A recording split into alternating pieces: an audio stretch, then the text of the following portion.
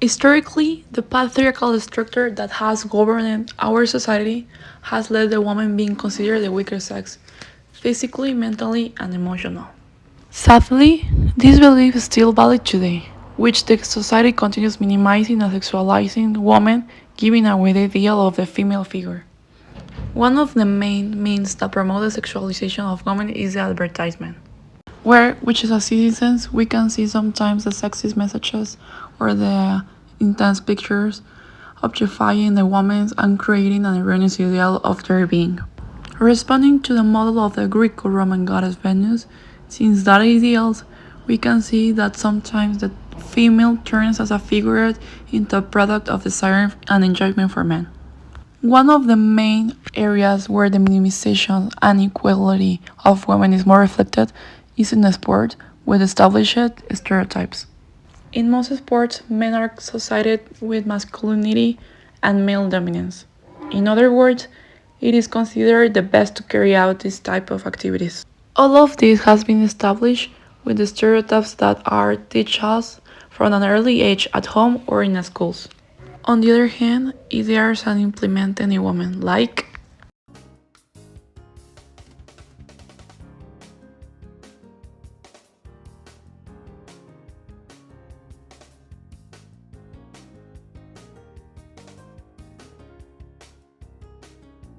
for these reasons, women were moving away from the sports field.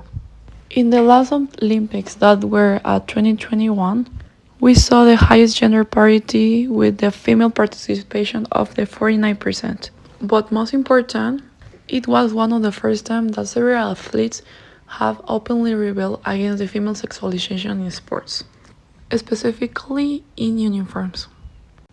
One of the first cases was about the case of the Norwegian players who rebelled against wearing the bikini. That supposedly was required for them when they're competing in beach volleyball. The European Handball Federation fined each one 150 euros. This means that in total was 1,500 euros. For this act, the federation required the players to wear the bikini bottoms. The size of a bikini shouldn't be more than 10 centimeters. While on the other hand, men can wear shorts up to the 10 centimeters above the knees, provided that they're not too baggy. All this based on the according dress code and international regulations of the beach volleyball. The response from this problem from the spokeswoman for the International Handball Federation, Jessica Rockström, said that she didn't know the reasons for the regulations and they are going to investigate internally. The correspondent from Martin Welfler, one of the Norwegian players, said that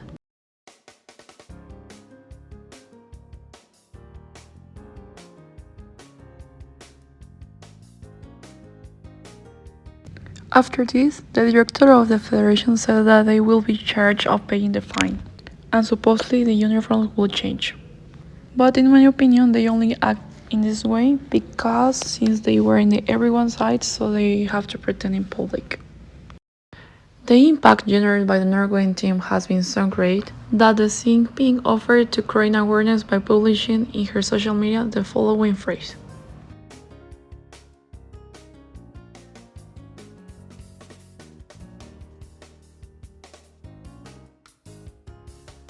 But they weren't the only one that rebelled themselves.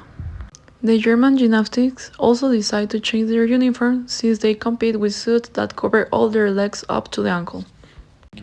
As a response of this, the gymnastics said,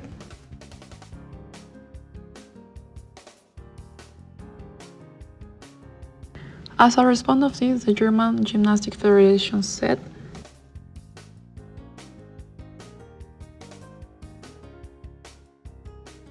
in which women compete only in leotards, but men compete in shorts or long pants.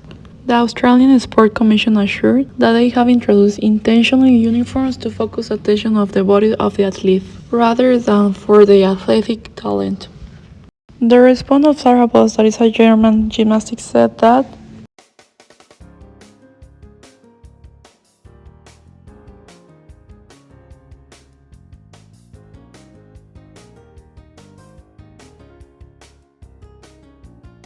Another response for this topic was Elizabeth Seitz, another German gymnast who said that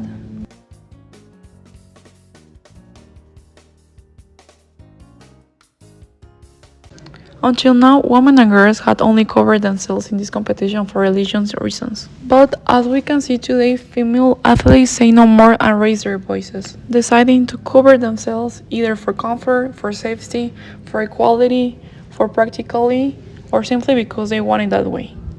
The German gymnastics ends by saying,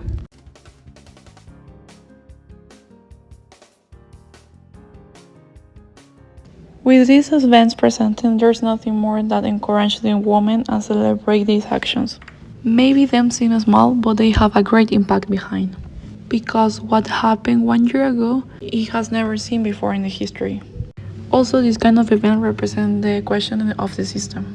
What we can see is that if we work together as citizens, making more noise, raising our hands, going to the march, we can develop so much things. And not only in one country, it could be worldwide. Because this kind of event not only affects the gymnastics or the athletes, affect all the women all around the world. With all these cases that are being presented in the 2021 Olympic Games, we can only confirm that how it works in society. And we can see how the federations and the patriarchy only want to exercise control over the women in all areas. In other words, there will be always controversy when it's about women. The only certain thing that is the society wants to model us as they want. Right now it's not 19th or 20th century. Right now we are 21st century, where every time a woman are taking more strength and power in all areas. Right now we can raise our voice. Right now we are shooting the world what we want, what we feel, what we are. We are only talking right now about the sports, but this is one of the examples how it works at work. And we can see in many places like legal stuff, work, studies. Also this year, recently talking about sports, we can say that one of the biggest achievements for the women was one of the best news that has been ever here so far. Which in the World Cup is that 3 women will be references in the match for the first time in the history. We start with Stephanie Frampart, one of the French stars, who is now 30 years old. She is now considered one of the best referees in the world, and so far she's known because she started referencing amateur matches at the age of 19 years old. There is also Salima Mukanses, a referee with a nursing background. Currently, she is 35 years old and has been passionate about sports since she was a child. She obtained her certificate as a referee in 2008. In 2012, she began her career as a referee for the Confederations of African Football. And in 2014, she participated in her first match in international competition at the World African Championship. In 2015, she was also at the African Games in Congo Brazzaville, notably in the opening match between Nigeria and Tanzania and the semi-final between Ghana and the Ivory Coast. She was also selected in 2016 as one of the 47 referees chosen by the Women's AFCON, organized by Cameroon. Now in this year, she is one of the main referees in the World Cup. And finally, we have Yoshi Yamashita, the first female professional referee in Japan. She is 36 years old and she obtained her license as an umpire in 2012. 3 years later with the World Federation of International Games. She was the first female professional soccer referee in her country. She became interested in refereeing after advice from her college in Makoso, Botswana. In 2019, Yamashita had already whistled matches in the Men's Asian Champions League. She was also chosen to work on the 2021 Olympic Games, which was until she was chosen to travel to the World Cup, one of the great milestones of her career. In Western countries, the female empowerment is often associated with the specific phases of the women's rights movement in history. The first wave was in the 19th and early 20th century, and the second wave was in the 1960s. So, as we can see in these examples of the references and how the women raise their voices, we can see how the women's empowerment can be found to promote women's sense of self-worth. If we work as a society or together as citizens, we can get the ability to determine our own choices and our right to influence social change for themselves and from others. The empowering woman is essential to health and social development of families, communities, and countries. So, if all women are living safe, we can reach our full potential as a society.